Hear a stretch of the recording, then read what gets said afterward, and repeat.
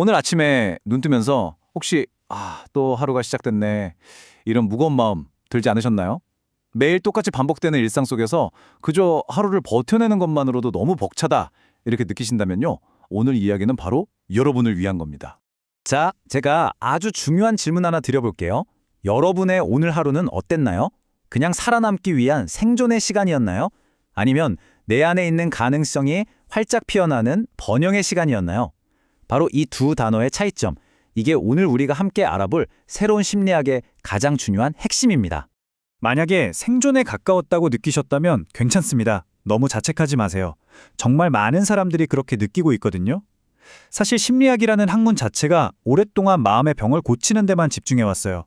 근데 최근에 이 심리학계에 정말 흥미로운 변화의 바람이 불기 시작했습니다. 단순히 고통에서 벗어나는 걸 넘어서 어떻게 하면 우리가 좀 더 충만하고 의미 있는 삶을 살 수 있을까? 여기에 대한 과학적인 탐구가 시작된 거죠. 자, 그래서 첫 번째로 우리가 살펴볼 개념이 바로 생존에서 번영으로의 생각의 전환입니다. 이게 도대체 무슨 의미일까요? 한번 자세히 들여다보죠.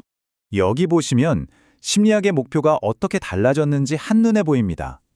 예전에는요, 우울이나 불안 같은 마이너스 10의 상태에서 문제없는 0의 상태로 돌아오는 것, 딱 거기까지가 목표였어요. 근데 이제는 거기서 멈추질 않는 겁니다. 긍정 심리학은 바로 그 0의 상태에서 어떻게 하면 우리 삶을 플러스 10, 그러니까 잠재력이 활짝 피어나는 번영의 상태로 만들 수 있을까? 이걸 고민하는 거죠. 완전히 새로운 관점이 열린 거예요. 이 비유 정말 멋지지 않나요? 딱 이거예요. 그저 시들어서 죽지 않게 관리하는 삶이 아니라 햇빛과 영양분을 듬뿍 줘서 활짝 꽃 피우는 삶을 살게 돕는 것. 이게 바로 긍정 심리학이 우리한테 보여주는 새로운 그림입니다. 그런데 이런 생각이 갑자기 하늘에서 뚝 떨어진 건 아니에요. 이건 수십 년에 걸친 과학적인 연구가 차곡차곡 쌓인 결과물이거든요. 자, 행복에 대한 우리의 이해가 어떻게 진화해 왔는지 그 과정을 한번 쭉 따라가 보시죠. 그러니까 처음에는 연구자들이 그냥 행복이나 개인의 강점 같은 어떻게 보면 좀 단순한 것들에 집중했어요. 근데 연구가 깊어지면 깊어질수록 이게 그렇게 간단한 문제가 아니구나. 훨씬 더 복잡하고 깊은 그림이 드러나기 시작한 거죠. 이 긍정 심리학의 발전 과정을 보면 정말 재밌습니다. 처음 90년대에 제1의 물결이 일었을 때는요, 그냥 개인의 행복이나 강점 이런 것만 봤어요. 그랬더니 바로 비판이 나오죠. 아니, 인생이 맨날 즐겁기만 한가요? 살면서 겪는 고통이나 슬픔은 다 어디로 갔죠? 바로 그 지점에서 제2의 물결이 시작됩니다. 실패나 역경 같은 삶의 어두운 면도 결국 우리를 성장시키는 일부라고 인정한 거죠. 그리고 지금 우리는 제3의 물결 한가운데에 있습니다. 이제 시선은 개인을 넘어서 우리가 속한 직장, 학교, 사회 같은 시스템으로 향하고 있어요. 환경이 우리를 어떻게 번영하게 만드는가, 바로 2단계까지 온 겁니다. 좋습니다. 그렇다면 계속해서 말하는 이 번영이라는 것, 그 실체가 과연 뭘까요? 그냥 기분 좋은 느낌, 그런 걸까요? 아니요, 전혀 그렇지 않습니다. 번영은 잠깐 스쳐 지나가는 감정이 아니에요. 여러 가지 중요한 요소들이 조화롭게 어우러져 있는 훨씬 더 다차원적인 상태를 말합니다. 긍정심리학의 아버지라고 불리는 마틴 셀리그만 박사가요, 바로 이 번영의 핵심 요소들을 아주 명쾌한 모델로 딱 정리해줬습니다. 바로 이 유명한 펄마 무제입니다. 우리 삶을 튼튼하게 지탱해주는 5개의 기둥이라고 생각하시면 아주 쉬워요. 첫 번째 B는 기쁨, 감사 같은 긍정적 감정. 두 번째 E는 시간 가는 줄도 모르고 푹 빠지는 몰입의 경험. 세 번째 R은 나를 지지해주고 아껴주는 긍정적인 관계. 네 번째 M은 나보다 더 큰 무언가에 기여하고 있다는 삶의 의미. 그리고 마지막 5번째 A는 크고 작은 성취감입니다.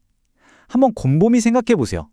내 삶에는 이 5기둥이 지금 얼마나 튼튼하게 서 있을까? 이 요소들이 균형을 이룰 때 우리는 비로소 번영하고 있다고 말할 수 있는 겁니다. 하지만 이론처럼만 되면 얼마나 좋겠어요. 현실은 만만치가 않죠.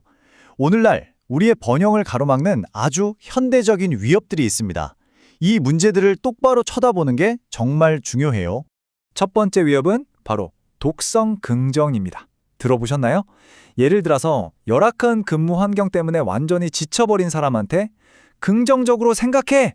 라고 말하는 거. 이건 도움이 아니라 거의 폭력일 수 있습니다. PRM의 첫 글자인 P, 긍정적 감정을 무조건 강요하는 건 오히려 진짜 긍정적인 감정을 해치는 일이죠. 진정한 긍정은 슬픔이나 분노 같은 감정을 억지로 누르는 게 아니에요. 그 감정을 인정하고 그럼에도 불구하고 앞으로 나아갈 힘을 찾는 거니까요. 그리고 또 하나의 거대한 위협이 있습니다. 바로 기술, 특히 인공지능의 발전이죠. AI가 우리 삶을 엄청나게 편하게 해주는 건 맞아요. 하지만 아까 PRM의 모델에서 봤던 그 중요한 기동, 관계를 심각하게 위협할 수 있다는 경고가 나오고 있습니다. 하버드 대학교에서 나온 이 연구 결과는 사실 좀 섬뜩할 정도입니다. 요즘 외로움을 달래려고 AI 챗봇이랑 친구나 연인처럼 대화하는 분들 많아지고 있죠. 근데 연구자들은 경고합니다. 이런 식의 단기적인 위안이 길게 봤을 때는 실제 인간관계를 맺고 유지하는 우리의 능력을 약하게 만들 수 있다고요. 생각해보세요. 언제나 내 말에 동의해주고 나를 지지해주는 AI에 익숙해지면 갈등도 있고 타협도 해야 하는 현실의 복잡한 관계가 점점 더 어렵게 느껴질 수밖에 없겠죠. 자, 그럼 우리는 어떻게 해야 할까요? 여기서 정말 중요한 건 더 이상 이 모든 걸 개인의 노력 탓으로만 돌려서는 안 된다는 겁니다. 이제는 우리 모두가 함께 번영할 수 있는 미래를 설계해야 할 때가 왔어요. 이게 바로 아까 말씀드렸던 긍정심리학의 제3의 물결이 가리키는 방향입니다. 하버드의 샤인 프로그램처럼 이제 세계적인 기관들은 이렇게 묻기 시작했어요. 어떤 회사가, 어떤 학교가, 어떤 사회가 그 구성원들을 번영하게 만드는가? 개인의 웰빙은 결코 개인 혼자만의 책임이 아니라는 인식이 널리 퍼지고 있는 거죠. 이제 나의 행복을 넘어서 우리의 번영을 이야기할 때입니다. 그래서 마지막으로 이 질문을 드리고 싶습니다.